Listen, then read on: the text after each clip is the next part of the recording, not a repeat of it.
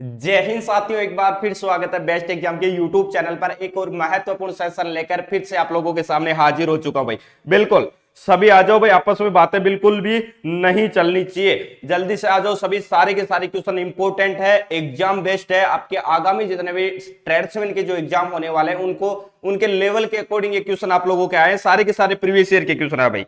बिल्कुल एक बार सेशन को शेयर कर दीजिएगा सभी दबा के। जितने ज्यादा अभ्यर्थी जुड़ेंगे उतना ही दोस्तों आप लोगों के लिए महत्वपूर्ण क्वेश्चन लेके आऊंगा। और आज के जो सेशन आप लोगों के सामने है, जीके का सेशन है, पूरे के पूरे 25 क्वेश्चन है और वही क्वेश्चन है जो सबसे ज्यादा आपके एग्जाम में रिपीट हुए। सेशन को शेयर करते रहो भाई। जैसे ही 100+ लाइव होंगे पहले क्वेश्चन की शुरुआत हम कर देंगे। और अगर आपने अभी तक बैच ज्वाइन नहीं किया है तो ये बेस्ट एग्जाम का प्लेटफॉर्म, जो कि एक टारगेटेड प्लेटफॉर्म है स्पेशल ट्रेड्समैन के लिए। यहां पर आप लोगों के लिए एसएसबी ट्रेड्समैन के लिए न्यू प्रायरी बैच चल रहा है, जिसमें सारी लाइव क्लासें, पीडीएफ नोट्स, टेस्ट सीरीज सब कुछ, और संडे टू संडे आपका लाइव टेस्ट भी करवाएंगे भाई। वही दोस्तों एसएसबी के साथ ही बीएसएफ ट्रेड्समैन का वर्दी बैच है, जिसमें भी सारी क्लासें लाइव चल रही है, पीडीएफ नोट, टेस्ट सीरीज सब कुछ। और तीनों ही बैच दोस्तों अभी स्टार्ट हुए हैं। सीआरपीएफ ट्रेड्समैन की भर्ती आप लोगों को पता है आ चुकी है 9000 से ज्यादा, और बैच आप लोगों के लिए शुरू हो चुका है। सभी बैच आपको मात्र 499 रुपए में दिया जा रहा है भाई बेस्ट एग्जाम के एप्लीकेशन पर। बिल्कुल लिंक डिस्क्रिप्शन बॉक्स में मिल जाएगा। कोर्स से रिलेटेड अगर आपको अधिक जानकारी पाना चाहते हैं इस नंबर पर आप व्हाट्सएप मैसेज या कॉल कर सकते हैं। सारे के सारे बिल्कुल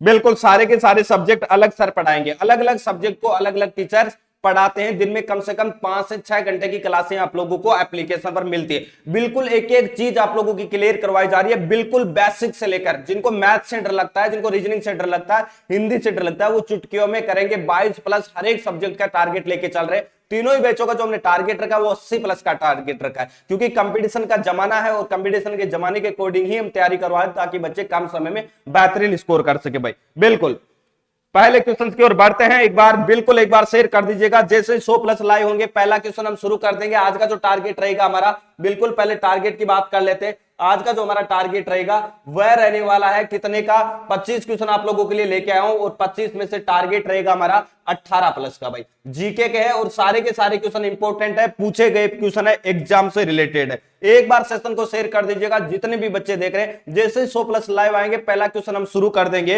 एग्जाम में अगर आप एक क्वेश्चन देखेंगे तो आपको खुद को लगेगा कि आखिर हाँ ऐसे ही क्वेश्चन एग्जाम में पूछे जाते हैं, क्योंकि सारे के सारे एग्जाम में पूछे गए क्वेश्चन है। एक बार नहीं बहुत बार आपके एग्जाम में रिपीट हुए वही सारे क्वेश्चन आप लोगों के सामने लेके आता हूं भाई। बिल्कुल एक बार सेशन को शेयर कर दीजिएगा सभी। बताओ भाई बताओ, बता दीजिएगा और सेशन को शेयर कर दीजिएगा। चलो पहले क्वेश्चन की ओर बढ़ते हैं। आज का पहला क्वेश्चन आप लोगों के सामने आ चुका है भाई। पहला क्वेश्चन आप लोगों के सामने आ चुका है। क्वेश्चन है मौर्य वंश के बाद किस वंश ने मगध पर शासन किया था। हिस्ट्री का क्वेश्चन है, बहुत बार एग्जाम में पूछा भी गया भाई, बहुत बार एग्जाम में पूछा भी गया कि जो मौर्य वंश के बाद में किस वंश ने मगध पर शासन किया था। ऑप्शन है आपका सातवाहन शासक, ऑप्शन बी आपका शुंग शासक, ऑप्शन सी आपका नंद शासक, या ऑप्शन डी आपका कण्व शासक। बताओ देखिए मौर्य वंश के बाद में किस वंश ने मगध पर शासन किया था, ये आप लोगों को बताना है। और सेशन को शेयर भी करते रहो भाई, बिल्कुल बता दीजिएगा भाई, सभी का आंसर आना चाहिए। बता दो भाई, बता दो, जल्दी से बता दीजिएगा क्या आ रहा है आंसर। बिल्कुल बी आ रहा है सभी का, बहुत अच्छी बात है। देखो मौर्य वंश, बी जो बता रहे वो बिल्कुल सही बता रहे। देखो क्या मौर्य वंश के बाद किस वंश ने मगध पर शासन किया था, तो ये शुंग वंश ने शासन किया था। शुंग वंश ने शासन किया था। अब यहां पर बात करते हैं मौर्य वंश के बाद किस वंश ने मगध पर शासन किया था, तो शुंग वंश ने किया था। मौर्य वंश का एक सेनापति था, कौन था, पुष्यमित्र शुंग। कौन था बच्चों, ये भी आप लोगों को याद रखना है, ये भी आप लोगों को पूछ सकते हैं। पुष्यमित्र शुंग था जो कि शुंग वंश का क्या था, संस्थापक। और इसने किसकी हत्या की थी, इसने बृहदत्त की हत्या की थी, जो कि क्या था, बृहदत्त की हत्या करके शुंग वंश की स्थापना की थी। ये बृहदत्त है, ये मौर्य वंश का सेनापति था। इसकी हत्या करके पुष्यमित्र शुंग ने शुंग वंश की स्थापना की थी। ये भी आप लोगों को याद रखना है भाई। बताओ देखिए,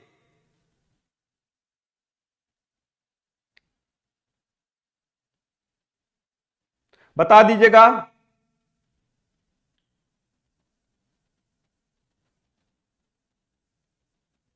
बताओ देखिए, बताओ क्वेश्चन नंबर, फर्स्ट का आंसर सभी का आ चुका है, बहुत अच्छी बात है। ज्यादा फालतू जो कमेंट कर रहे हैं वो फालतू कमेंट ना करें, पढ़ाई पे ध्यान दे, ये क्लासें हैं, ये इंपॉर्टेंट है। बहुत सारे क्वेश्चन इन्हीं में से आपके एग्जाम में फंस जाएंगे। अगला क्वेश्चन देख लीजिएगा, क्वेश्चन नंबर 2 आप लोगों के सामने आ चुका है, बुध का अर्थ। महात्मा बुद्ध है, जिसमें बुद्ध का अर्थ क्या है, महात्मा बुद्ध जो है उनमें जो बुद्ध है उसका अर्थ क्या है, एग्जाम में पूछा गया क्वेश्चन है, एसएससी में कई बार एग्जाम में रिपीट हुआ है भाई। देखो ऑप्शन ए आपका ज्ञान प्राप्त करना, ऑप्शन बी आपका धर्म प्रचारक, ऑप्शन सी आपका प्रतिभाशाली, ऑप्शन डी आपका शक्तिशाली। बुद्ध का अर्थ क्या है ये आप लोगों को बताना है, इंपॉर्टेंट क्वेश्चन है, सेशन को शेयर भी करते जाओ। बताओ देखे कितने बच्चों का आंसर आता है भाई। बिल्कुल बी आ रहा है, बी को लॉक कर दो सर। धर्म प्रचारक बता रहे, कुछ बच्चे क्या बता रहे, जल्दी जल्दी कराओ, बिल्कुल आंसर बताते जाओ। अभी तो आपने आंसर भी नहीं बताया भाई। यस आर्मी, आंसर बताओ भाई जल्दी जल्दी, तो ऐसे में पीडीएफ निकाल दूंगा पूरी, आपको पता ही नहीं चलेगा। आंसर भी बताते जाओ, पता भी तो चले आप लोगों को, ऐसे क्या पता चलेगा भाई। ए आ रहा है, बहुत अच्छी बात है, बिल्कुल ए सही है। बुद्ध का अर्थ है ज्ञान प्राप्त करना। क्या है बुद्ध का अर्थ, क्या है ज्ञान प्राप्त करना। ए जिन्होंने बताया वो बिल्कुल सही बताया। अब यहां पर बात करते हैं कि महात्मा बुद्ध के बचपन का नाम क्या है। एग्जाम में बहुत बार पूछा गया है कि महात्मा बुद्ध है उसके बचपन का नाम क्या है, तो ये भी आप लोगों को पता होना चाहिए। महात्मा बुद्ध का बचपन का नाम क्या था, सिद्धार्थ था। अब यहां पर देखिए इसे एशिया का ज्योतिपुंज भी कहा जाता है। बहुत बार एग्जाम में पूछा गया है कि एशिया का ज्योतिपुंज किसे कहा जाता है, तो ये भी आप लोगों को पता होना चाहिए। महात्मा बुद्ध को एशिया का ज्योतिपुंज कहा जाता है, ये भी आप लोगों के लिए इंपॉर्टेंट है। कई बार इंग्लिश में भी आप लोगों को मिल जाता है, कई बार इंग्लिश में भी आप लोगों को मिल जाता है, तो आप लोगों को याद रखना है light of Asia. Light of Asia किसको कहा जाता है, लाइट ऑफ एशिया, ये भी आप लोगों को याद रखना है भाई। Light of Asia, light of Asia है वो किसको कहा जाता है, तो वो कहा जाता है महात्मा बुद्ध को, एशिया का ज्योतिपुंज। ठीक है, याद रखना ये क्वेश्चन। अगला क्वेश्चन आप लोगों के सामने आ चुका है, क्वेश्चन नंबर 3, अंतिम मुगल शासक कौन था। अंतिम जो मुगल शासक था वह कौन था, यह भी क्वेश्चन आप लोगों का एग्जाम में पूछा गया भाई क्वेश्चन है। बताओ देखिए अंतिम मुगल शासक कौन था। ऑप्शन ए आपका बाबर, ऑप्शन बी आपका नूरजहां, ऑप्शन सी आपका अकबर, ऑप्शन डी आपका बहादुर शाह द्वितीय।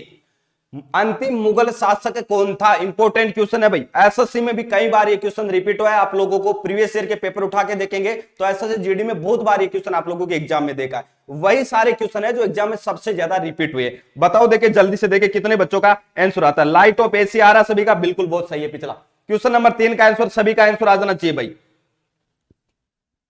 डी आ रहा है, कुछ बच्चे सी भी बता रहे, देखो डी बता रहे वो बिल्कुल सही बता रहे। अंतिम मुगल शासक की अगर बात आती है तो बहादुर शाह द्वितीय याद रखना भाई। कौन है, बहादुर शाह द्वितीय। और ये बहादुर शाह द्वितीय थे जिन्होंने 1857 की क्रांति में भी भाग लिया था। अब आपको ये पूछ ले कि वह मुगल शासक कौन था, वह अंतिम मुगल शासक कौन था जिसने 1857 की क्रांति में भाग लिया था, तो ये आप लोगों को पता होना चाहिए, बहादुर शाह द्वितीय। कौन थे, बहादुर शाह द्वितीय थे। तो डी आप लोगों का राइट आंसर हो जाएगा भाई। क्या हो जाएगा, डी आप लोगों का राइट आंसर हो जाएगा। टारगेट याद रखना, जीके में 18+ का टारगेट आज का भाई। लास्ट में मैं देखने वाला हूं कि 18+ का टारगेट आज कौन कौन पूरा कर पाते हैं। क्वेश्चन देख लो, ये पोर्टिकल का क्वेश्चन है कि निम्नलिखित में से कौन सा भारतीय संविधान की प्रारूप समिति के सदस्य नहीं थे। इनमें से कौन है जो भारतीय संविधान की जो प्रारूप समिति थी उनके अध्यक्ष नहीं थे। क्वेश्चन को ध्यान से पढ़ना है भाई, बिल्कुल क्वेश्चन को ध्यान से पढ़ना है, ध्यान से नहीं पढ़ोगे तो क्वेश्चन गलत कर दोगे। निम्नलिखित में से कौन भारतीय संविधान की जो प्रारूप समिति है उसके सदस्य नहीं थे, कौन नहीं थे ये आप लोगों को पता है। अगर आपको पता है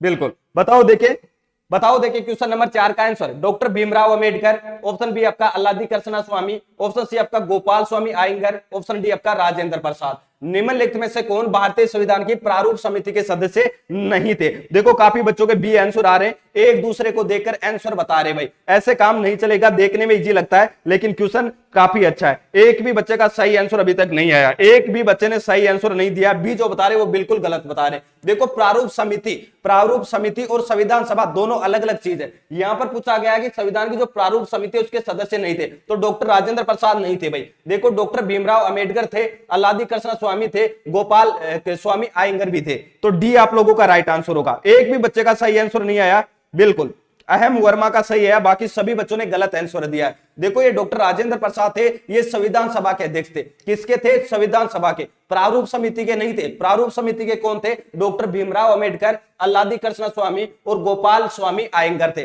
तो आप लोगों का डी राइट आंसर हो जाएगा। एक भी बच्चे ने सही आंसर नहीं दिया भाई, एक भी बच्चे का सही आंसर नहीं आया, सभी बच्चों ने एक दूसरे का देके बी दे दिया, जो कि आपका क्वेश्चन गलत हो गया। देखने में इजी लगता है, ऐसे ही क्वेश्चन एग्जाम में पुटअप किए जाते हैं। अगला क्वेश्चन देखो, उससे पहले फिर से मैं आप लोगों को बता दूं, आप लोगों के लिए ट्रेड्समैन का टारगेटेड बैच शुरू हो चुके हैं। चाहे आप बीएसएफ ट्रेड्समैन की तैयारी कर रहे हैं, चाहे एसएसबी ट्रेड्समैन की कर रहे हैं, चाहे सीआरपीएफ ट्रेड्समैन की, तीनों ही बैच नए बैच स्टार्ट हुए और तीनों ही बैचों में लाइव क्लासेस चल रही है। Math, reasoning, Hindi, GK, PDF notes, test series, सब कुछ आप लोगों को एग्जाम तक जीरो से लेकर आपके एडवांस तक तैयारी करवाई जाएगी, वो भी मात्र 499 रुपए में। लिंक डिस्क्रिप्शन बॉक्स में दिया गया, अभी जाके डाउनलोड कर लीजिएगा और अभी से अपनी तैयारी को बेहतरीन कर दे। 2023 आप लोगों के लिए काफी ज्यादा बेहतरीन मौका आप लोगों के लिए, गोल्डन अपॉर्चुनिटी है, क्योंकि 2023 में बड़े बड़े ट्रेड्समैन के रिक्रूटमेंट आ चुके हैं भाई।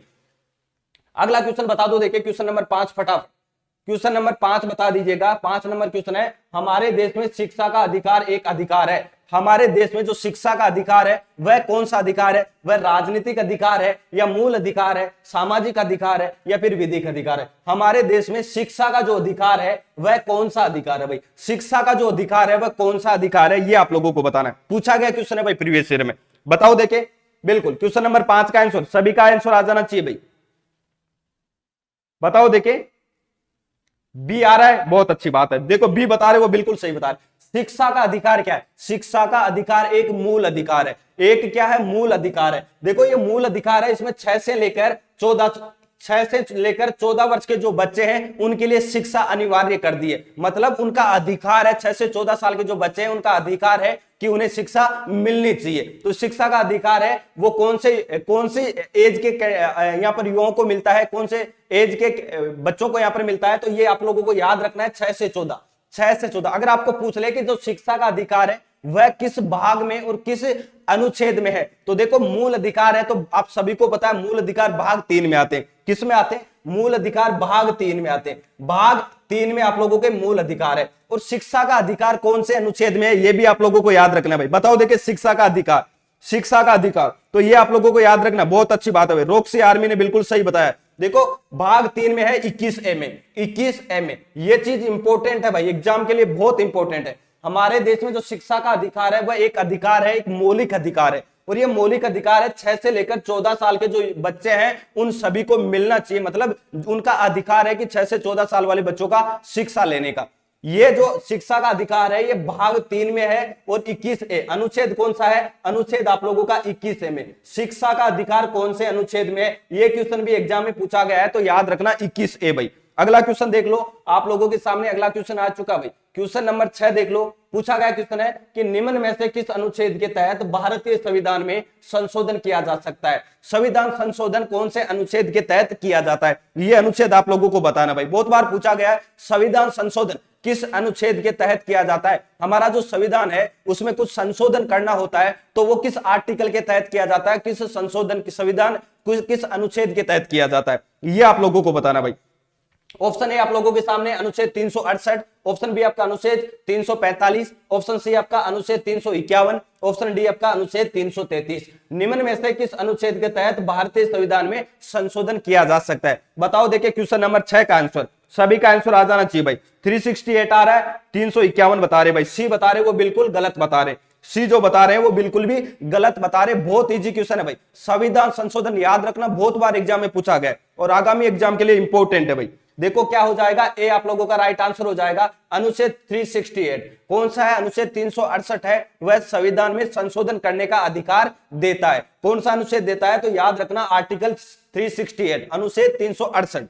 इंपॉर्टेंट क्वेश्चन है। अगले क्वेश्चन की ओर बढ़ते हैं। 6 क्वेश्चन हो चुके हैं, 6 क्वेश्चन मतलब 6 नंबर पक्के हो गए भाई। जीके वाला पोर्शन इंपॉर्टेंट है आप लोगों के लिए। ज्योग्राफी का क्वेश्चन आ चुका है कि जो पन्नामा स्वेज नहर का पिछली जो आपका पेपर करवाया था, मैं प्रैक्टिस सेट करवाया था, उसमें आ गया था ये पन्नामा जो नहर है उसका क्वेश्चन भी आपके एग्जाम में पूछा गया है, इसीलिए मैं क्वेश्चन लेके आया हूं। देखो क्वेश्चन है, पन्नामा नहर निम्नलिखित में से किन महासागरों को जोड़ती है?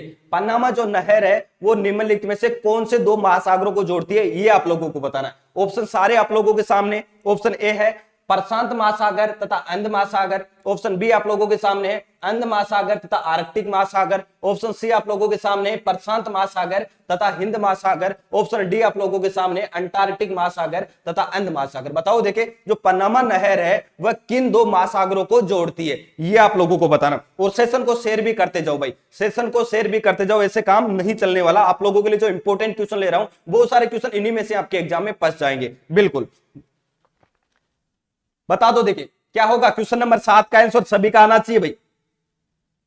सी बता रहे भाई, काफी बच्चे गलत बता रहे। बच्चों ऐसे काम नहीं चलेगा। जीके में अगर आप ऐसे गलत करेंगे, एक भी बच्चे का सही आंसर नहीं है अभी तक, एक भी बच्चे का सही आंसर नहीं है। पन्नामा नहर निम्नलिखित में से किन दो महासागरों को जोड़ती है?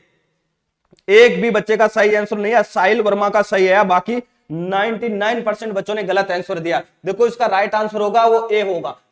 जो पनामा नहर है ये प्रशांत महासागर और अंध महासागर इन दोनों को क्या करती है? इन दोनों को आपस में जोड़ती है। ये याद रखना भाई, पनामा नहर का बहुत बार एग्जाम में क्वेश्चन पूछा गया। कौन से दो महासागरों को जोड़ती है? तो प्रशांत महासागर और अंध महासागर। इंपॉर्टेंट क्वेश्चन है, याद रखना भाई, इंपॉर्टेंट क्वेश्चन आप लोगों के लिए याद रखना। और इसका जो निर्माण हुआ था, निर्माण कब हुआ था? पन्नामा नहर का जो निर्माण हुआ था वो हुआ था 1914 में। कब हुआ था? 1914 में। और इसकी कुल लंबाई है वो 77.1 किलोमीटर है। कितनी है? 77.1 किलोमीटर है। ये भी आप लोगों को याद रखना है। जो पनामा नहर है वो प्रशांत महासागर और अंध महासागर को जोड़ती है। जिसका ये नहर है इसका निर्माण 1914 में हुआ था। और इसकी टोटल लंबाई की बात करें तो टोटल लंबाई 77.1 किलोमीटर है। ये भी भाई याद रखना है बिल्कुल। अगला क्वेश्चन आप लोगों के सामने आ चुका है, क्वेश्चन नंबर 8। विश्व की सर्वाधिक, इंपॉर्टेंट क्वेश्चन है भाई, विश्व की सर्वाधिक गहरी झील कौन सी है? विश्व की सबसे गहरी झील कौन सी है? ये आप लोगों को बताना है। बिल्कुल कर दीजिएगा भाई कमेंट बॉक्स में। बिल्कुल डेली लगती है भाई श्रीराम क्लास। जल्दी बताओ विश्व की सर्वाधिक गहरी झील कौन सी है? ऑप्शन ए आप लोगों के सामने अरल सागर, ऑप्शन बी आप लोगों के सामने है कैस्पियन सागर, ऑप्शन सी आप लोगों के सामने है बेकाल झील, ऑप्शन डी आपका मृत सागर। विश्व की सर्वाधिक गहरी झील, सबसे गहरी झील आपको बतानी है जो कि विश्व की सबसे गहरी झील है भाई। बताओ। ऑप्शन सारे आप लोगों के सामने, इजी क्वेश्चन है, गलत बिल्कुल नहीं होना चाहिए। ऐसे क्वेश्चन गलत करेंगे तो भाई काम नहीं चलेगा। सी आ रहा है, बहुत अच्छी बात है। देखो बिल्कुल सही आ रहा है। विश्व की सबसे ज्यादा गहरी झील की अगर हम बात करें कि विश्व की सर्वाधिक गहरी झील, तो बेकाल झील याद रखना। कौन सी है? बेकाल झील। ये विश्व की सबसे गहरी झील है। एग्जाम में देखो कैसे क्वेश्चन पूछा गया। एग्जाम में क्वेश्चन पूछा गया कि विश्व की सबसे प्राचीन झील कौन सी है, तो भी आप लोगों को याद रखना ये बेकाल झील है। ये सबसे प्राचीन झील भी है। क्या है? सबसे गहरी तो है ही, सबसे प्राचीन भी झील है। दोनों ही क्वेश्चन इंपॉर्टेंट है और दोनों ही क्वेश्चन पूछे गए भाई। दोनों ही क्वेश्चन आप लोगों के पूछे गए। और इसकी जो टोटल लंबाई है वो 1642 है। टोटल जो लंबाई है इसकी वो है 1642 लंबाई है भाई। गहराई है इसकी जो टोटल गहराई है वो 1642 मीटर है भाई। ये भी आप लोगों को याद रखना है। और ये विश्व की सबसे प्राचीन झील है। बहुत अच्छी बात है। देखो बिल्कुल सही आंसर आया है। अगला क्वेश्चन की ओर बढ़ते हैं। क्वेश्चन सारे के सारे इंपॉर्टेंट अभी। क्वेश्चन नंबर 9 देख लीजिएगा। संसार में स्वच्छ जल की सबसे बड़ी झील है। संसार की सबसे बड़ी स्वच्छ मीठे पानी की झील की बात कर रहा है। देखो एग्जाम में स्वच्छ भी मिल सकता है और मीठे पानी की झील भी मिल सकता है। दोनों, कंफ्यूज बिल्कुल भी नहीं होना भाई। अगर आपको स्वच्छ मिले तो भी यही समझना कि हाँ ये मीठे पानी वाली झील है। स्वच्छ का मतलब स्वच्छ है, पीने योग्य है। मीठे पानी की झील की बात आती है कि विश्व की सबसे बड़ी मीठे पानी की झील कौन सी है, तो ऑप्शन ए आपका लेक विक्टोरिया झील, ऑप्शन बी आपका लेक मिशिगन झील, ऑप्शन सी आपका लेक बलगस, ऑप्शन डी आपका लेक सुपीरियर झील। संसार में स्वच्छ जल की सबसे बड़ी झील कौन सी है भाई? बताओ। देखिए क्वेश्चन नंबर 9 का आंसर, सभी का आंसर आ जाना चाहिए भाई। बताओ। देखिए बिल्कुल इजी क्वेश्चन है, गलत नहीं होना चाहिए। सभी का डी आ रहा है, बहुत अच्छी बात है। देखो लेक सुपीरियर झील ये सबसे बड़ी प्राकृतिक झील भी है। ये भी आप लोगों को याद रहना भाई, ये भी आप लोगों को याद रखना है। और दूसरी चीज मैं बता दूं, अगर आपको एग्जाम में पूछ ले कि विश्व की सबसे बड़ी झील सुपीरियर झील है वह किन दो देशों की सीमाओं पर पड़ती है, तो ये देखो सुपीरियर झील है ये कहां पर पड़ती है, तो ये अमेरिका और कनाडा के बीच में पड़ती है। अमेरिका और कनाडा दोनों के अंदर है ये भाई। अमेरिका और कनाडा के बीच में पड़ती है लेक सुपीरियर झील। ये भी आप लोगों को याद करना है भाई। बिल्कुल बहुत अच्छी बात है भाई। सभी को आ गया। अगला क्वेश्चन बढ़ते हैं भाई। अगला क्वेश्चन आ चुका आप लोगों के सामने, इंपॉर्टेंट क्वेश्चन है। देखो हमेशा धातु वाला क्वेश्चन आ ही जाता है भंडार की दृष्टि से। देखो पूछा गया है कि निम्नलिखित में से कौन सा देश मुख्य तांबा उत्पादक देश है? सबसे ज्यादा तांबा, मुख्य तांबा उत्पादक देश कौन सा है जिसमें सबसे ज्यादा तांबा का उत्पादन किया जाता है? इंपॉर्टेंट है भाई क्वेश्चन। ऑप्शन ए आपका श्रीलंका, ऑप्शन बी आपका इंडोनेशिया, ऑप्शन सी आपका चिली, ऑप्शन डी आपका रूस। निम्नलिखित में से विश्व का सबसे बड़ा मतलब इंपोर्टेंट क्वेश्चन होगा। विश्व का सबसे बड़ा तांबा का उत्पादन करने वाला देश कौन सा है? बच्चों बता दो भाई जल्दी से। इंपोर्टेंट क्वेश्चन है, परीक्षा में बार बार पूछे जाने वाले क्वेश्चन है। खास तौर से मैं आप लोगों को बता दूं, जो भी candidate SSB tradesman, BSF tradesman और सीआरपीएफ ट्रेड्समैन की न्यू वैकेंसी की तैयारी कर रहे हैं, तो आप लोगों के लिए सारे क्वेश्चन इंपॉर्टेंट है और आप लोगों के लिए पूरे टारगेटेड बैच बेस्ट एग्जाम के एप्लीकेशन पर शुरू हो चुके हैं। सभी बैचों में लाइव क्लासें चल रही है, रिकॉर्डेड क्लासें मिलेगी, पीडीएफ नोट्स मिलेगा, टेस्ट सीरीज मिलेगा और सीएस सब कुछ आपको मात्र 499 रुपए में दिया जा रहा है भाई। अभी जाके डाउनलोड कर दिया, लिंक डिस्क्रिप्शन बॉक्स और वीडियो के पहले कमेंट बॉक्स में मिल जाएगा। कोर्स से रिलेटेड आपके कोई भी डाउट है बिल्कुल आप क्वेरी कर सकते हैं इस नंबर पर व्हाट्सएप मैसेज या कॉल करके। अगला क्वेश्चन है भाई आप लोगों के सामने, कौन सा देश है भाई तांबा का सर्वाधिक उत्पादन किस देश में किया जाता है? क्वेश्चन नंबर 10 का आंसर बता दो भाई। चिल्ली आ रहा है, देखो अभी भी काफी बच्चों का आंसर गलत आ रहा है, एक भी बच्चे का सही आंसर नहीं है, अभी तक एक भी बच्चे का सही आंसर नहीं है। कैसे काम चलेगा भाई? मैं देख रहा हूं कौन होनार इसका सही आंसर देता है। बिल्कुल सुनील कुमार आर्मी का बिल्कुल सही आंसर है, सी बताया इन्होंने चिल्ली, बिल्कुल सही है। देखो चिल्ली विश्व में सबसे ज्यादा तांबे के उत्पादन की बात करें तो चिल्ली इसके फर्स्ट पोजीशन पर आता है। अगर बात करें 10 बड़े जो तांबे उत्पादक है, तांबा के उत्पादक की जो खाने, उनमें से अकेली छह जो बड़ी खाने हैं वो आपके चिल्ली में है। 10 में से 6 अकेले आपके चिल्ली में है भाई, तो कौन सा हो जाएगा? सी आप लोगों का राइट आंसर हो जाएगा। अगले क्वेश्चन की ओर बढ़ते हैं। क्वेश्चन नंबर 11 आप लोगों के सामने आ चुका है। देखो सिंधु जल समझौता का नाम हमेशा आपने सुना होगा और यह क्वेश्चन इंपॉर्टेंट है क्योंकि इससे 2 से 3 क्वेश्चन आपके एग्जाम से रिलेटेड बन रहे हैं भाई। 2 से 3 क्वेश्चन एग्जाम से रिलेटेड आप लोगों के बन रहे हैं। क्वेश्चन क्या है? क्वेश्चन है कि सिंधु जल समझौता भारत और के मध्य हुआ था। जो सिंधु जल समझौता हुआ था वो भारत और किसके बीच में हुआ था, ये आप लोगों को बताना है। किस किस के बीच में होता? क्या भारत और बांग्लादेश के बीच में हुआ था, भारत पाकिस्तान के साथ में, भारत अफगानिस्तान के साथ में, या भारत और चीन के साथ में? सिंधु जल समझौता इंपॉर्टेंट क्वेश्चन है भाई, बहुत बार एग्जाम में पूछा जा चुका है। बताओ देखिए क्वेश्चन नंबर 11 का आंसर सभी का आ जाना चाहिए भाई।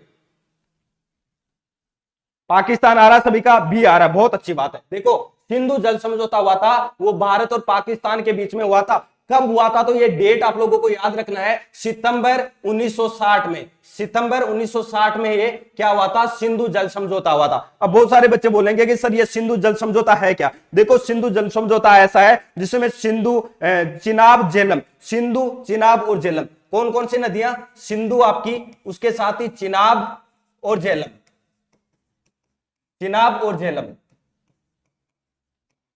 इसके अलावा 3 नदियां आप लोगों की और है। 3 नदियां कौन कौन सी है वो भी मैं आप लोगों को बता दूं। सतलज है आपका, व्यास, रावी और सतलज। कौन सी है? व्यास, रावी और सतलज।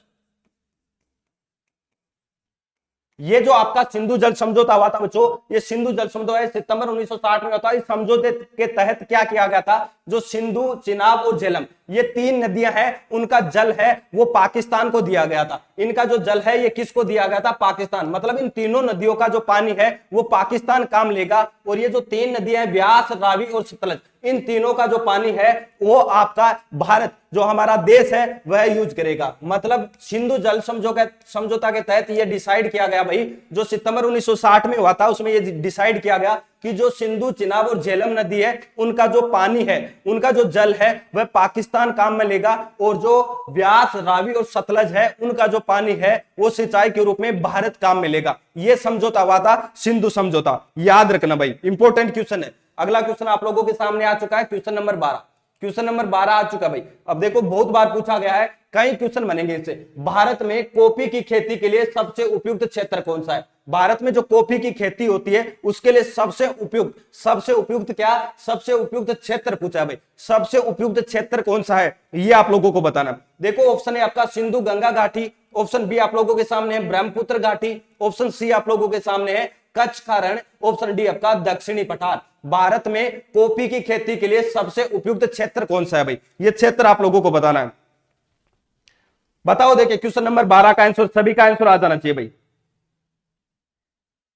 एक बच्चे का, अंशु चौधरी का डी आया, बहुत अच्छी बात है। देखो डी जो बता रहे वो बिल्कुल सही बता रहे। भारत में कॉफी की खेती के लिए सबसे उपयुक्त दक्षिणी का पठार है भाई। दक्षिण का पठार है जहां पर सबसे ज्यादा कॉफी के लिए उपयुक्त क्षेत्र है। अब देखो कई बार आपको ऑप्शन में दक्षिण का पठार नहीं देखे, दक्कन का पठार भी देखने को मिल जाता है, तो दक्कन का पठार, दक्कन का पठार ये भी याद रखना है।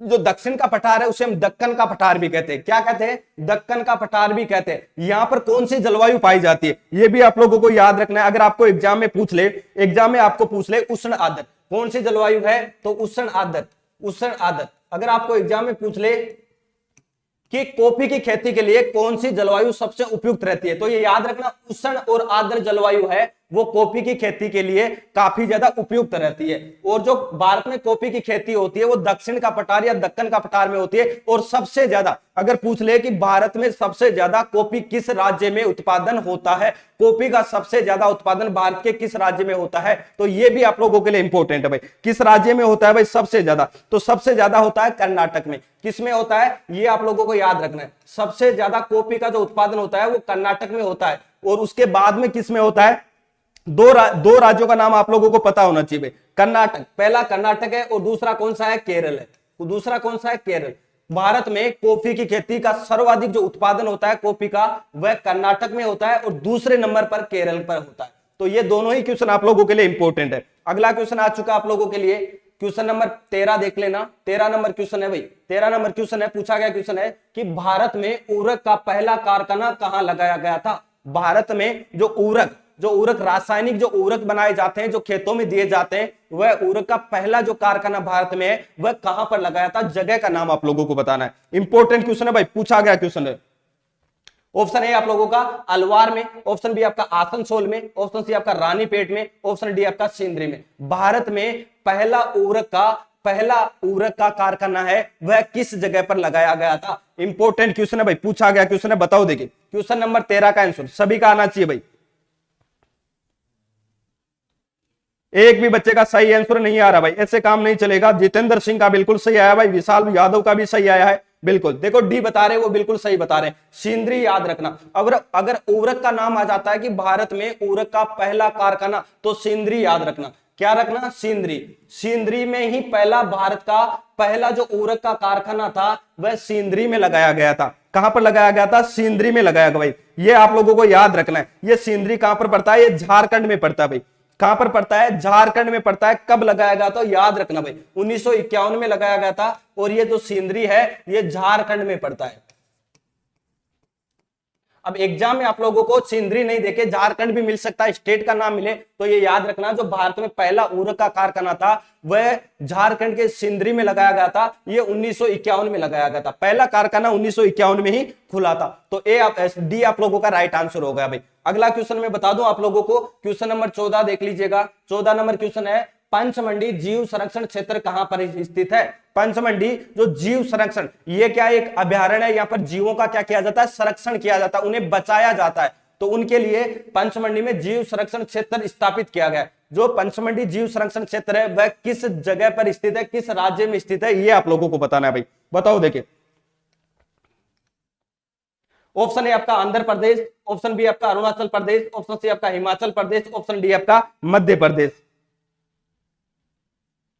बताओ भाई, सेशन को शेयर भी करते रहो भाई साथ साथ में। जो पंचमंडी जीव संरक्षण क्षेत्र है वह किस राज्य में स्थित है, क्वेश्चन नंबर 14 का इंपॉर्टेंट क्वेश्चन है भाई, इजी भी क्वेश्चन है। विशाल यादव का बिल्कुल सही आंसर आया भाई, एमपी नरेश सैनी, बहुत अच्छी बात है भाई। देखो क्या हो जाएगा, एमपी, डी आप लोगों का राइट आंसर हो जाएगा।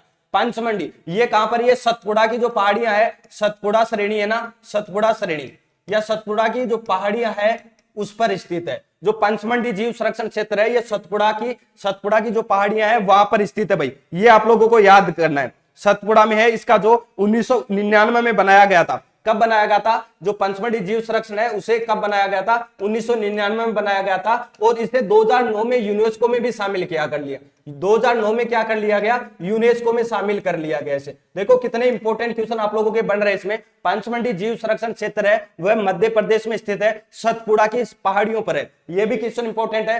पंचमढ़ी जो जीव संरक्षण है वो 1999 में बनाया गया था, जिसे 2009 में यूनेस्को में शामिल कर लिया गया। अब देखो मैं आप लोगों को बता दूं, ये पंचमढ़ी है, ये मैंने पहली बार कब देखा था, जहां पर आप सभी को पता आर्मी एजुकेशन कोर का ट्रेनिंग सेंटर हुआ करता है। वहां पर आप लोगों के जो आर्मी के रिक्रूट जाते हैं, जो ग्रेजुएशन के बाद में डायरेक्ट हवलदार जो टीचर बनते हैं, शिक्षक हवलदार कहते हैं, उस समय की बात है। मैं पहली बार गया था वहां पर, जो पंचमंडी आपका एरिया है, सतपुड़ा की पहाड़ियां हैं, वहां पर बहुत अच्छा एक ट्रेनिंग सेंटर बनाया गया है एईसी का, आर्मी एजुकेशन कोर का। जो ग्रेजुएशन बाद में जाते हैं फोर्स में, फौज में, आर्मी में, वो जो ट्रेनिंग वाले जो रिक्रूट आते हैं उनको क्या करते हैं, उनको पढ़ाने का काम करते हैं। डायरेक्ट हवलदार शिक्षक भर्ती होते हैं। उस समय यहाँ पर गया था, बहुत अच्छी जगह, घूमने लायक जगह। और ये सारा का सारा जो पंचमंडी का जो जीव संरक्षण क्षेत्र है, ये सतपुड़ा की जो पहाड़ियां हैं उस पर स्थित है भाई। ये भी आप लोगों को याद रखना भाई।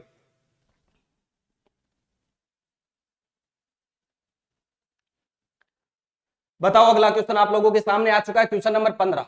क्वेश्चन नंबर 15 आप लोगों के सामने है, निम्नलिखित में से कोशिका का ऊर्जाघर, पावर हाउस किसे कहा जाता है भाई? निम्नलिखित में से कोशिका का ऊर्जाघर या कोशिका का पावर हाउस है, वह किसे कहा जाता है? बहुत बार एग्जाम में पूछा गया क्वेश्चन है। ऑप्शन है आपका गोल्जी बॉडी, ऑप्शन बी आपका माइटोकॉन्ड्रिया, ऑप्शन सी आपका राइबोसोम, ऑप्शन डी आपका लाइसोसोम। बताओ देखिए, निम्नलिखित में से कोशिका का ऊर्जाघर, कोशिका का पावर हाउस है, वो किसे कहा जाता है भाई? बता दो फटाफट,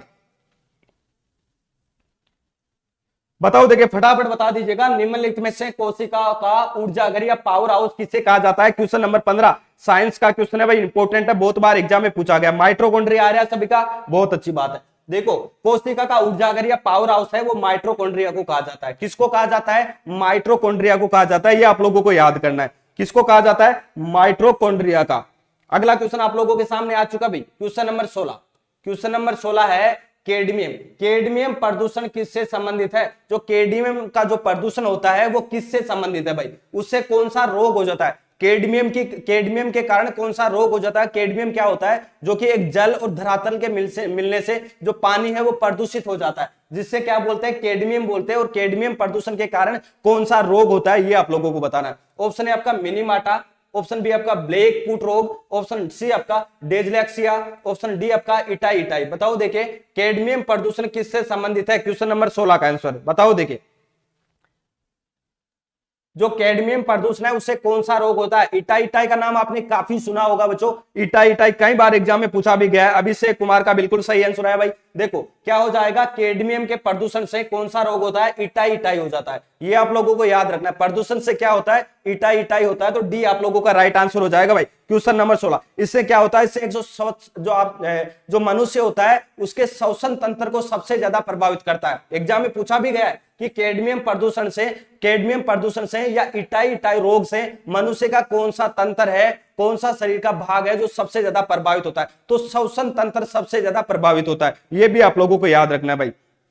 अगला क्वेश्चन आ चुका आप लोगों के सामने, क्वेश्चन नंबर 17 नंबर क्वेश्चन आ चुका भाई। बताओ देखें, निम्नलिखित में से कौन सा जानवर ध्वनि को आंखों के रूप में उपयोग करता है? निम्न में से वह कौन सा जानवर है, वह कौन सा जानवर है जो क्या करता है? जो ध्वनि को अपने आंखों के रूप में काम में लेता है भाई। ध्वनि को क्या करता है? अपने आंखों के रूप में काम में लेता है, देखने के काम में लेता है, या चलने के काम में, उड़ने के काम में लेता है। ये आप लोगों को बताना भाई। बिल्कुल बताओ भाई, क्वेश्चन नंबर 17। ऑप्शन है आपका कुत्ता, ऑप्शन बी आपका बिल्ली, ऑप्शन सी आपका सर्प, या ऑप्शन डी आपका चमगादड़। निम्न में से कौन सा जानवर ध्वनि को आंखों के रूप में उपयोग करता है भाई? इंपॉर्टेंट क्वेश्चन है भाई। देखो अभी भी काफी बच्चे सर्प बता रहे हैं, लेकिन ये क्वेश्चन बहुत बार एग्जाम में पूछा गया है, और एक बार नहीं, बहुत अलग अलग तरीके से क्वेश्चन एग्जाम में रिपीट हुआ है। बताओ क्वेश्चन नंबर 17 का आंसर भाई। क्वेश्चन नंबर 17 का आंसर एक भी बच्चे का सही आंसर नहीं है भाई। मोहन गढ़वाल का बिल्कुल सही आंसर आया है। देखो इसका राइट आंसर होगा डी। क्या होगा? डी होगा। डी क्या होगा? चमगादड़ होगा। चमगादड़ क्या होता है? चमगादड़ जब रात के अंधेरे में उड़ता है तो वो क्या करता है? ध्वनि को आंखों के रूप में काम में लेता है। वो जोर जोर से चिल्लाती है जो चमगादड़ होती है, वो उसके बाद में जो ध्वनि उसकी टकरा के आती है तो वो समझ जाती है कि हाँ आगे रास्ता साफ है या आगे कुछ दीवार वगैरह है। तो ये प्रतिध्वनि, चमगादड़ किससे? प्रतिध्वनि, जो प्रतिध्वनि वापस आती है उससे आगे का रास्ता पहचान लेती है। तो ये याद रखना कि वह कौन सा जानवर है जो ध्वनि को आंखों के रूप में काम में लेता है। तो चमगादड़ काम में लेता है भाई। डी आप लोगों का राइट आंसर हो जाएगा। क्या हो जाएगा? डी राइट आंसर हो जाएगा। अभी मैं फिर आप लोगों को बता देता हूं, तीनों ही बैच आप लोगों के नए शुरू हुए हैं, और आप सभी को पता है बेस्ट एग्जाम का जो प्लेटफॉर्म है ये स्पेशल ट्रेड्समैन को समर्पित है। और ट्रेड्समैन के जितने भी एग्जाम हुए सभी में 80% से ज्यादा क्वेश्चन हमने जो पढ़ाए उसी में से आए थे भाई। तो आप लोगों के लिए बेहतरीन मौका है, 2023 में जितने भी ट्रेड्समैन के एग्जाम आए है, सभी के लाइव कोर्सेज आप लोगों के शुरू हो चुके हैं बेस्ट एग्जाम के एप्लीकेशन पर, वो भी मात्र 499 रुपए में। तो कोर्स लेने के लिए आप अभी जाके बेस्ट एग्जाम का एप्लीकेशन को डाउनलोड कर सकते हैं, वहां पर आपको डेमो क्लास और पूरा का पूरा कोर्स देखने को मिल जाएगा। कोर्स से रिलेटेड अगर आपको अधिक जानकारी पाना चाहते हैं तो इस नंबर पर आप क्वेरी भी कर सकते हैं भाई। अगला क्वेश्चन आ चुका है आप लोगों के सामने, इंपॉर्टेंट क्वेश्चन है, क्वेश्चन नंबर 18 नंबर क्वेश्चन है, मानव शरीर में सबसे बड़ी कोशिका है, मानव शरीर की सबसे बड़ी कोशिका कौन सी है, ये आप लोगों को बताना है। अब देखो जब सबसे बड़ी का आ गया क्वेश्चन तो इसका मतलब क्वेश्चन इंपॉर्टेंट है, पूछा भी गया प्रीवियस ईयर में आप लोगों के, मानव शरीर में सबसे बड़ी कोशिका, तो ऑप्शन ए आपका तंत्रिका कोशिका, ऑप्शन बी आपका मांसपेशिया कोशिका, ऑप्शन सी आपका यकृत कोशिका और ऑप्शन डी आप लोगों के सामने है वृक्क कोशिका। मानव शरीर में सबसे बड़ी कोशिका कौन सी है, मानव शरीर की सबसे बड़ी कोशिका कौन सी है, ये आप लोगों को बताना भाई। बताओ क्वेश्चन नंबर 18 का आंसर, सभी का आंसर आना चाहिए भाई।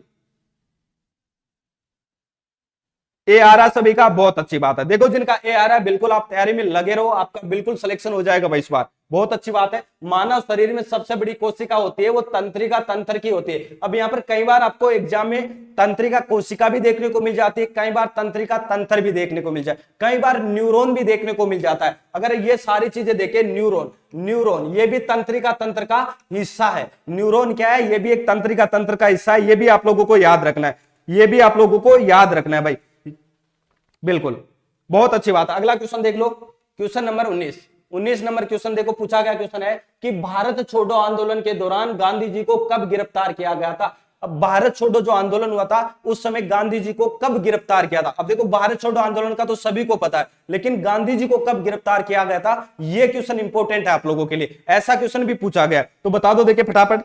भारत छोड़ो आंदोलन के दौरान गांधी जी को कब गिरफ्तार किया गया था। ऑप्शन है आपका 7 अगस्त 1942 को, ऑप्शन बी आपका 30 अप्रैल 1942 को, ऑप्शन सी आपका 9 अगस्त 1942 को और ऑप्शन डी आप लोगों के सामने है 5 जुलाई 1942 को। भारत छोड़ो आंदोलन के दौरान गांधी जी को कब गिरफ्तार किया गया था। क्वेश्चन नंबर 19 का आंसर सभी का आना चाहिए भाई। सी आ रहा है, देखो अभी भी काफी बच्चे ए दे रहे, देखो 9 अगस्त 1942 आपको याद रखना भाई। भारत छोड़ो आंदोलन के दौरान गांधी जी को कब गिरफ्तार किया गया था, तो 9 अगस्त 1942 को किया गया था। बहुत अच्छी बात है, देखो जिन बच्चों ने सही आंसर दिया उनका बिल्कुल सही है, सी होगा। देखो भारत छोड़ो आंदोलन 8 अगस्त कब शुरू हुआ था, 8 अगस्त 1942 को, 8 अगस्त 1942 को भारत छोड़ो आंदोलन शुरू हुआ था। अब आपको एग्जाम में पूछ रहे कि भारत छोड़ो आंदोलन है उसकी शुरुआत किसने की थी, तो महात्मा गांधी ने की थी, ये आप लोगों को पता हो गया। अगर आपको पूछ ले कि भारत छोड़ो आंदोलन है उसकी शुरुआत किस जगह से हुई थी, ये भी एग्जाम में पूछा गया क्वेश्चन है भाई। भारत छोड़ो आंदोलन है, भारत छोड़ो आंदोलन है, उसकी घोषणा तो आप लोगों को पता है, लेकिन सबसे पहले भारत छोड़ो आंदोलन कहां से शुरू हुआ था, तो ये बंबई से शुरू हुआ था, ये भी आप लोगों को याद रखना है। 8 अगस्त 1942 को शुरू हुआ था और अगले ही दिन 9 अगस्त 1942 को 0 हावर क्या चलाया गया था, ब्रिटिश सरकार की तरफ से एक क्या चलाया था, 0 हावर चलाया गया था, 0 हावर चलाया गया, जिसके तहत जितने भी बड़े नेता थे उनको गिरफ्तार कर लिया गया था। 8 अगस्त 1942 को भारत छोड़ो आंदोलन शुरू हुआ था और अगले दिन 9 अगस्त 1942 को महात्मा गांधी को गिरफ्तार कर लिया गया था और इसी गिरफ्तारी के तहत महात्मा गांधी ने नारा दिया था करो या मरो। अब एग्जाम में क्वेश्चन पूछ लिया जाता है कि करो या मरो का नारा किसने दिया था, तो याद रखना महात्मा गांधी ने दिया था। किस आंदोलन में दिया था, तो पहली बार भारत छोड़ो आंदोलन जो 8 अगस्त 1942 को हुआ था उसी आंदोलन में महात्मा गांधी ने सबसे पहले करो या मरो का नारा दिया था। यह भी क्वेश्चन आप लोगों के लिए इंपॉर्टेंट है भाई, ये भी क्वेश्चन आप लोगों के लिए इंपॉर्टेंट है, सारे के सारे क्वेश्चन एग्जाम बेस्ड है आप लोगों के, याद रखना ये क्वेश्चन एग्जाम में पूछे गए भाई। अगले क्वेश्चन की ओर बढ़ते हैं, इतनी सारी चीजें समझ में आ गई आपको। अगला क्वेश्चन आ चुका है आप लोगों के सामने, क्वेश्चन नंबर 20 नंबर क्वेश्चन है, भारत में पुर्तगाल का पहला वायसराय कौन था। भारत में जो पुर्तगाल का पहला जो वायसराय आया था वह कौन था, बताओ देखिए भाई। भारत में पुर्तगाल का पहला वायसराय कौन था भाई। ऑप्शन ए आपका अल्बुकर्क, ऑप्शन बी आपका Joao de Castro, option C आपका Francisco de Almeida, option D आपका नूनो दा कुना। भारत में पुर्तगाल का पहला जो वायसराय बन के आया था वह कौन था भाई, बताओ। क्वेश्चन नंबर 20 का आंसर, क्वेश्चन नंबर 20 का आंसर सभी का आना चाहिए भाई। सी आ रहा है, बहुत अच्छी बात है, बिल्कुल सही है। देखो भारत में पुर्तगाल का पहला जो वायसराय था वह था फ्रांसिस्को डी अल्मेडा। ये भारत में रहा था 1505 से लेकर 1509 के बीच में। ये भी सन अब भी आप लोगों के लिए इंपॉर्टेंट है। भारत में जो पुर्तगाल का पहला वायसराय आया था वह आया था फ्रांसिस्को डी अल्मेडा, जो कि 1505 से लेकर 1509 के बीच में रहा था। ये क्वेश्चन आप लोगों के लिए इंपॉर्टेंट है। और देखो इसको पराजित किसने किया था, तो गुजरात और फ्रांस सरकार है उसने ही दोस्तों यहां पर जो फ्रांसिस जो पुर्तगाल का ये गवर्नर आया था इसको क्या किया था, पराजित किया था। ये भी आप लोगों को याद रखना भाई। अगला क्वेश्चन आप लोगों के सामने आ चुका है क्वेश्चन नंबर 21। क्वेश्चन नंबर 21 है कि भारतीय राष्ट्रीय कांग्रेस का पहला मुस्लिम अध्यक्ष कौन था। जो भारतीय राष्ट्रीय कांग्रेस है उसका पहला मुस्लिम अध्यक्ष कौन बना था। यह भी आप लोगों का एग्जाम में पूछा गया क्वेश्चन है भाई। बताओ भारतीय राष्ट्रीय कांग्रेस का पहला मुस्लिम अध्यक्ष कौन था। ऑप्शन ए आपका बदरुद्दीन तैयबजी, ऑप्शन बी आपका मौलाना अब्दुल कलाम आजाद, ऑप्शन सी आपका हसन इमाम, ऑप्शन डी आपका एम ए अंसारी। भारतीय राष्ट्रीय कांग्रेस का पहला मुस्लिम अध्यक्ष कौन था, तो ये आप लोगों को बताना भाई। और किस अधिवेशन में था, ये भी क्वेश्चन इंपॉर्टेंट है। दोनों ही क्वेश्चन आप लोगों के लिए इंपॉर्टेंट है भाई। क्वेश्चन नंबर 21 का देखो अभी भी काफी बच्चों का आंसर गलत आ रहा है, बी बता रहे भाई। ऐसे काम नहीं चलेगा भाई, ऐसे काम नहीं चलेगा। बी बता रहे हैं काफी बच्चे, गलत बता रहे हैं। एक बच्चे का सही आया भाई, संतु का बिल्कुल सही आया आंसर, मुकेश कुमार का बिल्कुल सही आया है। 99% बच्चों ने गलत आंसर दिया है। याद रखना भारतीय राष्ट्रीय कांग्रेस का पहला मुस्लिम अध्यक्ष था वो था बदरुद्दीन तैयबजी। कौन था, बदरुद्दीन तैयबजी। ये कब बना था भाई, ये भी क्वेश्चन इंपॉर्टेंट है। तो 1887 याद रखना, 1887 का जो मद्रास अधिवेशन हुआ था, 1887 का मद्रास अधिवेशन, मद्रास में तो अधिवेशन हुआ था कांग्रेस का, उसमें सबसे पहले भारतीय राष्ट्रीय कांग्रेस का मुस्लिम अध्यक्ष बनाया गया था बदरुद्दीन तैयबजी को। कौन से अधिवेशन में, तो 1887 के मद्रास अधिवेशन में। ये चीजें भी आप लोगों को पता होनी चाहिए भाई। ऐसे भी एग्जाम में क्वेश्चन पूछा गया भाई, प्रीवियस ईयर में ऐसा क्वेश्चन पूछा गया भाई प्रीवियस में। अगला क्वेश्चन आप लोगों के सामने आ चुका है, क्वेश्चन नंबर 22 नंबर क्वेश्चन है कि रेडियो एक्टिवता की खोज किसने की थी। देखो साइंस से क्वेश्चन पूछा गया भाई, रेडियो एक्टिवता की जो खोज है वह किसने की थी। देखो कई क्वेश्चन इंपोर्टेंट बनेंगे इनसे, इस क्वेश्चन से कई क्वेश्चन आप लोगों के इंपोर्टेंट बनने वाले। रेडियो एक्टिवता की खोज है वह किसने की थी। ऑप्शन ए आपका हेनरी बेक्रुल ने, ऑप्शन बी आपका रदरफोर्ड ने, ऑप्शन सी आपका कले ने, ऑप्शन डी आपका सूरी ने। रेडियो एक्टिवता की खोज है वह किसने की थी भाई। क्वेश्चन नंबर 22 का आंसर बताओ भाई। देखे ए आ रहा सभी का, बहुत अच्छी बात है, ए आ रहा भाई। तो हेनरी बेक्रुल बिल्कुल सही है, इनने की थी 1895-96 में। कब की थी रेडियो एक्टिवता की खोज, कब की थी, हेनरी बेक्रुल ने की थी 1895-96 में। ये आप लोगों को पता होना चाहिए। और देखो इस रेडियो एक्टिवता की खोज के कारण हेनरी बेक्रुल को क्या दिया गया था, नोबेल दिया गया था। 1901 में क्या दिया गया था, नोबेल पुरस्कार दिया गया था। सॉरी 1901 में नहीं, 1903 में दिया गया था। कब दिया गया था, 1903 में क्या दिया गया था, नोबेल पुरस्कार से सम्मानित किया गया था। यह भी आप लोगों को पता होना चाहिए। रेडियो एक्टिवता की खोज है वो हेनरी बेक्रुल ने 1895-96 में की थी, जिसकी वजह से उनको 1903 में क्या दिया गया था, 1903 में उन्हें नोबेल पुरस्कार भी दिया गया था। यह भी आप लोगों को पता होना चाहिए भाई। अगला क्वेश्चन आ चुका भाई, क्वेश्चन नंबर 23। देखते हैं 18+ का टारगेट कौन कौन पूरा करते हैं। सारे के सारे एग्जाम बेस्ड क्वेश्चन है भाई। क्वेश्चन देख लीजिएगा, निम्न में से कौन सी मिसाइल भारत द्वारा सबसे पहले विकसित की गई थी। वह कौन सी मिसाइल है जो कि भारत द्वारा सबसे पहले विकसित की गई थी, सबसे पहले भारत द्वारा विकसित की गई थी। ऑप्शन ए आपका आकाश, ऑप्शन बी आपका पृथ्वी, ऑप्शन सी आपका अग्नि, ऑप्शन डी आपका त्रिशूल। निम्न में से कौन सी मिसाइल भारत द्वारा सबसे पहले विकसित की गई। सबसे पहले का मतलब क्वेश्चन इंपोर्टेंट हो गया भाई अपना। बताओ देखिए क्वेश्चन नंबर 23 का आंसर, सभी का आंसर आना चाहिए भाई। एक भी बच्चे का सही आंसर नहीं आ रहा भाई, ऐसे काम बिल्कुल भी नहीं चलने वाला। बिल्कुल संदीप कुमार का बिल्कुल सही आया भाई, संदीप कुमार का बिल्कुल सही आया है। तो बी हो जाएगा भाई, बी होगा, क्या होगा, बी हो जाएगा। निम्न में से कौन सी भारत द्वारा सबसे पहली विकसित की गई थी, कौन सी मिसाइल की गई थी, तो ये पृथ्वी की गई थी। ये पृथ्वी जो मिसाइल है ये किसने बनाई थी, तो ये डीआरडीओ ने बनाई थी, डिफेंस रिसर्च डेवलपमेंट ऑर्गेनाइजेशन। याद रखना डिफेंस रिसर्च डेवलपमेंट ऑर्गेनाइजेशन ये क्या करती है, ये मिनिस्ट्री ऑफ डिफेंस के अंडर में काम करती है। और जितने भी जो मिसाइलें होती है, जितने भी ब्रह्मास्त्र होते हैं, उनका क्या करती है, निर्माण करती है। तो डीआरडीओ ने ही सबसे पहले जो पृथ्वी जो मिसाइल थी भारत की, उसको तैयार किया गया था। क्या किया गया था, तैयार किया गया था भाई। पता है, इतनी चीजें आप लोगों को पता है। और ये जो मिसाइल है ये बैलिस्टिक मिसाइल है। कौन सी मिसाइल है, जो पृथ्वी जो मिसाइल है ये बैलिस्टिक मिसाइल। मिसाइलों में भी काफी अलग अलग होती है। ये बैलिस्टिक मिसाइल है, बैलिस्टिक मिसाइल। अगर आपको पूछ ले कि भारत की जो भारत द्वारा विकसित पहली, भारत द्वारा बनाई गई जो पहली मिसाइल थी पृथ्वी, उसकी क्षमता कितनी है, क्षमता मतलब कितनी दूर तक वह मारक क्षमता है उसकी, ये भी आप लोगों को पूछ सकते हैं, ये भी आप लोगों को पूछ सकते हैं। तो 150 से 300 भाई, ये भी याद रखना, 150 से लेकर 300 किलोमीटर तक, 300 किलोमीटर तक इसकी मारक क्षमता है, किसकी, पृथ्वी की। ये भी आप लोगों को पता होना चाहिए भाई। अगला क्वेश्चन बता दे, अगला क्वेश्चन आ चुका भाई, क्वेश्चन नंबर 24। क्वेश्चन नंबर 24 है कि वाहन किस हानिकारक यौगिक का उत्सर्जन करते हैं। जो वाहन होते हैं, जो यातायात के साधन होते हैं, वह कौन से हानिकारक यौगिक को क्या करते हैं, उत्सर्जन करते हैं, कौन से, बिल्कुल बताओ भाई। बिल्कुल, एसएसबी में सफाई वाले से पीएचडी पास हो गया सर, बहुत अच्छी बात है, रिटर्न की तैयारी में जुड़ जाओ भाई अभी। ऑप्शन ए आपका कार्बन डाइऑक्साइड, ऑप्शन बी आपका कार्बन मोनोऑक्साइड, ऑप्शन सी आपका धुआं, या ऑप्शन डी आपका उपयुक्त सभी। वाहन किस हानिकारक यौगिक का उत्सर्जन करते हैं, कौन सा हानिकारक उत्सर्जन है वो क्या करते हैं, निष्कासित करते हैं भाई। बताओ क्वेश्चन नंबर 24 का आंसर। अभी भी काफी बच्चे बी बता रहे हैं, बहुत अच्छी बात है भाई। जो डी बता रहे हैं उनका बिल्कुल सही आंसर आ रहा है। देखो डी आप लोगों का राइट आंसर हो जाएगा। जो वाहन होते हैं उनसे जो हानिकारक पदार्थ निकलता है, तो कार्बन डाइऑक्साइड भी निकलती है, कार्बन मोनोऑक्साइड भी निकलती है, और आप सभी को पता है जो वाहन चलते हैं उनसे धुआं तो निकलती है, उस धुआं से भी क्या होता है, एक हानिकारक पदार्थ निकलता है और वातावरण को क्या कर देता है, दूषित कर देता है। तो ये भी आप लोगों को पता होना चाहिए। अगला क्वेश्चन आ चुका आज का आप लोगों का लास्ट क्वेश्चन, 25 नंबर क्वेश्चन है। उसके बाद में बात करेंगे कि कितने कितने क्वेश्चन आप लोगों के सही हुए भाई। बैंकिंग सोडा का रासायनिक नाम क्या है, बैंकिंग सोडा होता है उसका रासायनिक नाम क्या है, इंपॉर्टेंट क्वेश्चन है भाई।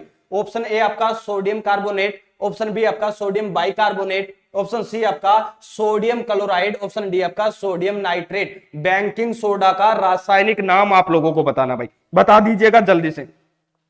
सोडियम बैंकिंग सोडा का रासायनिक नाम आप लोगों को बताना है भाई। बहुत अच्छी बात है, जो डी बता रहे हैं उनका बिल्कुल गलत आंसर आ रहा है, बी बता रहे हैं उनका बिल्कुल सही आ रहा है। देखो अगर आपको एग्जाम में से पूछ ले कि बैंकिंग सोडा का रासायनिक नाम क्या है, तो याद रखना सोडियम बाइकार्बोनेट। ये खाने वाला होता है, खाने वाला सोडा होता है। अगर आपको पूछ ले कि धोवन सोडा कौन सा है, तो सोडियम क्लोराइड आप लोगों को याद रखना है। लेकिन यहां पर पूछा कि बैंकिंग सोडा, तो बैंकिंग सोडा होता है आप लोगों का सोडियम बाइकार्बोनेट। अगर बाई लग गया तो इसका मतलब ये खाने वाला है, बाई नहीं लगा इसका मतलब ये धोने वाला सोडा है भाई। ये आप लोगों को ऐसे आप लोगों को पहचानना पड़ेगा। तो आज के 25 क्वेश्चन आप लोगों के हो चुके, फटाफट बता दो देखिए कितने कितने क्वेश्चन सही हुए। और बैच आप लोगों के लिए आ चुके हैं, तीनों ही बैचों का आगाज हो चुका है। और दोस्तों बेहतरीन तैयारी अगर आप करना चाहते हैं बेस्ट एग्जाम के प्लेटफॉर्म से जुड़कर, तो आज ही ज्वाइन कर लीजिएगा। ये सीमित समय के लिए है आप लोगों के लिए, एग्जाम तक आपको एक एक चीज यहां पर क्लियर करवाई जाएगी। स्पेशल टारगेटेड बैच है ट्रेड्समैन के, इससे बाहर आपके क्वेश्चन नहीं आएंगे, क्योंकि बिल्कुल ट्रेड्समैन के लेवल से ही बच्चों को पढ़ाते हैं भाई। बता दो भाई जल्दी से, जल्दी से बता दीजिएगा भाई कितने कितने क्वेश्चन सही है। सर 25 में से 20 क्वेश्चन सही है, बहुत अच्छी बात है। मदन लाल बता रहा सर 22 क्वेश्चन सही है। विशाल यादव सर 21 क्वेश्चन सही है। प्रतीक सिंह सर 15 क्वेश्चन सही है, बहुत अच्छी बात है। सर 16 क्वेश्चन सही है, बिल्कुल। देखो जिन भी बच्चों के 15 प्लस क्वेश्चन सही हो रहे हैं, बाकी आप लोगों को थोड़ी मेहनत और करनी है। ज्योग्राफी में आप लोगों को डिटेल से पढ़ाया जा रहा है। पोर्टिकल आपको बिल्कुल पूरी की पूरी पोर्टिकल में वही क्वेश्चन पढ़ाए जा रहे हैं जो आपके एग्जाम में पूछे जाते हैं, उसी लेवल के अकॉर्डिंग। मैथ में भी उसी लेवल के अकॉर्डिंग तैयारी करवाते हैं, तभी जाके कम समय में बेहतरीन स्कोर कर पाएंगे। सबसे पहले हमें पता होना चाहिए कि आखिर एग्जाम का लेवल क्या, आखिर क्वेश्चन कहां कहां से पुटअप होते हैं। अगर इन चीजों का पता चल गया तो 2 महीने में भर्ती हो जाएंगे भाई, बिल्कुल। दोस्तों कल फिर मिलेंगे इसी समय आप लोगों के साथ में, तब तक के लिए जय हिंद जय भारत।